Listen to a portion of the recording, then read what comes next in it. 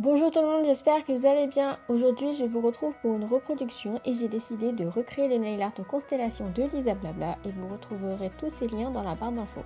Je commence comme toujours par appliquer de la base sur tous mes ongles. Ensuite, j'applique ce vernis bleu clair en 3 fines couches pour avoir une bonne opacité.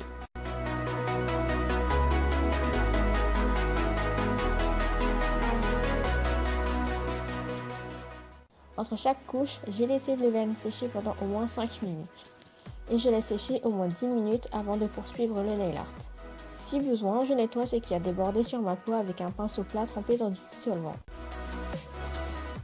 Puis j'applique du liquide latex maison autour de ma peau pour la protéger. Si vous n'en avez pas, utilisez tout simplement du scotch, mais pensez à bien protéger le contour de vos ongles pour éviter que vous ayez trop de nettoyage à faire pour la suite. Je sélectionne 3 nuances de bleu et j'applique une bande de chaque couleur sur mon éponge à maquillage avec la couleur la plus foncée en haut et la plus claire en bas. Ensuite, je tamponne mon éponge sur mon ongle en allant de la gauche vers la droite ou inversement et pensez à bien tourner votre doigt pour bien aller sur les bords de l'ongle. J'ai fait 2 couches de dégradé et entre chaque couche, j'ai laissé sécher 5 minutes. Une fois que je suis satisfaite de mon dégradé, j'enlève la protection à l'aide d'une pince à épiler. J'applique une couche de vernis pailleté sur mes ongles et je les laisse sécher pendant au moins une vingtaine de minutes avant de poursuivre. Maintenant, avec un pinceau fin et de la peinture acrylique noire, je dessine 3 sapins sur mon ongle. Je commence par en faire un au milieu de mon ongle en balayant tout simplement mon pinceau. Plus vous descendez, plus les traits doivent être larges. Et je dessine les 2 autres sapins de la même manière.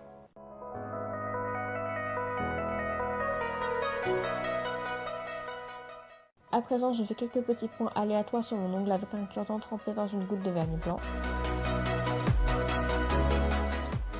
Avec un pinceau fin, je relie mes points de manière aléatoire pour faire des constellations. Mais si vous le voulez, vous pouvez très bien reproduire de vraies constellations.